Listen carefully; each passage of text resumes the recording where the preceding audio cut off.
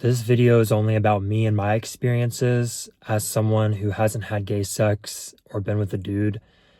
In over 3 months, I moved from LA to a small town with 2 traffic lights, and I haven't been on the gay dating apps. I haven't been watching gay porn. I haven't been doing a lot of gay things that I used to do. And before I get into it, everyone's different. Everyone's born different. Everyone's unique.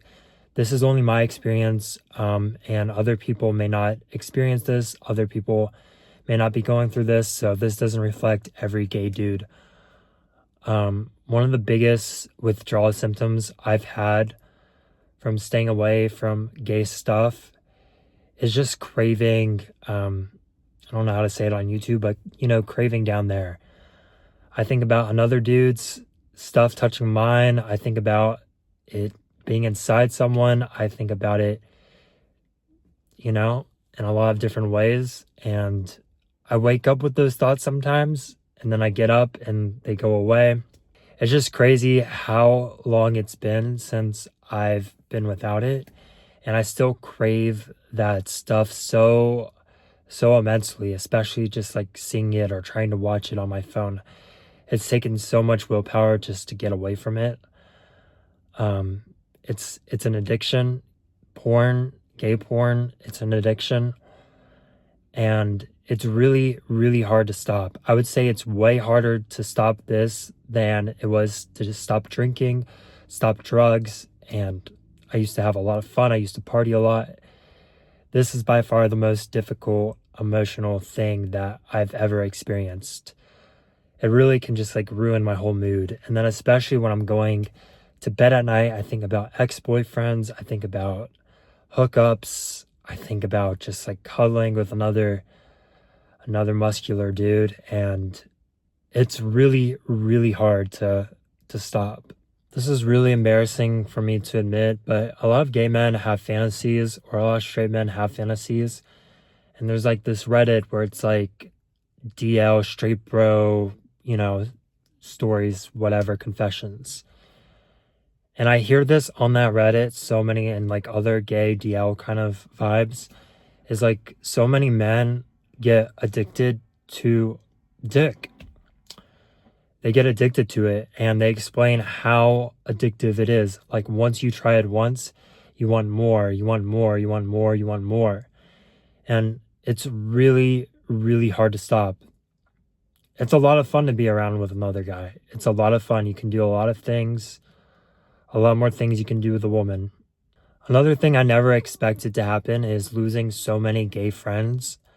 I made a random alt TikTok account. I have no idea how they found it. But I assume some of them found it because I talked about hey, I don't really want to be gay anymore. I don't want to do gay things anymore. And for some reason that really bothered a lot of my gay friends.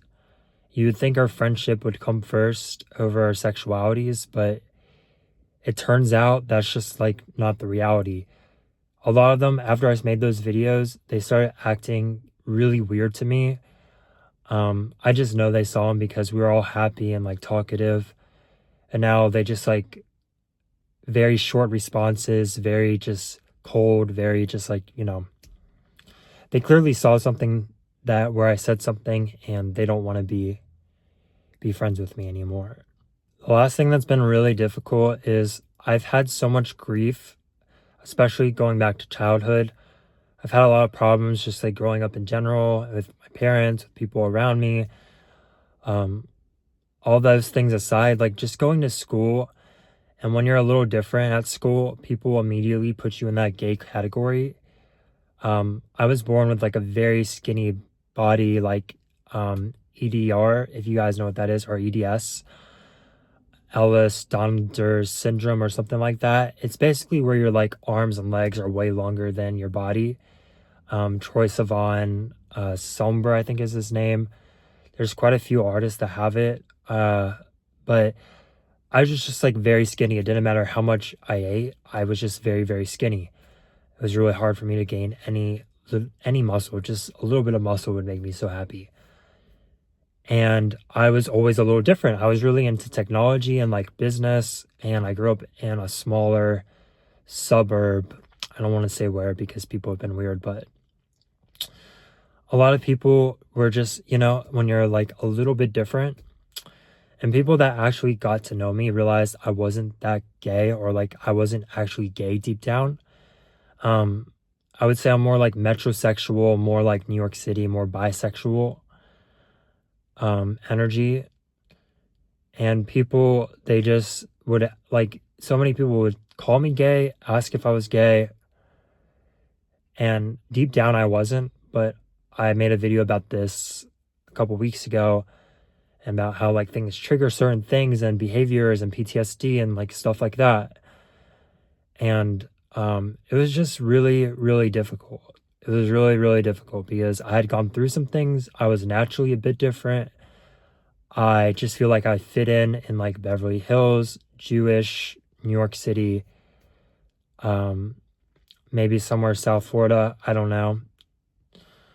Definitely European vibes, and people's they just weren't used to it. Like those kids, they didn't know better. And so many kids, I feel like, just pushed that gay identity onto me.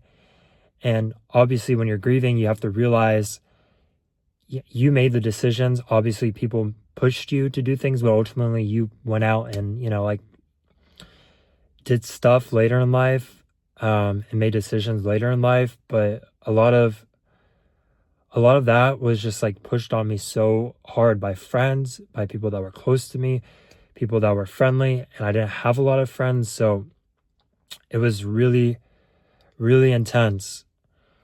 I had this weird relationship with this girl in college, and she was doing so many drugs, and she wasn't the greatest influence, right? But she was like a really close friend of mine. She had a lot of deep conversations, but she was just out of control with the drugs, and she had a crush on me, but I didn't really know how to like show that. And anyway, like I just remember one day she just like sent me a bunch of like gay porn like gifts.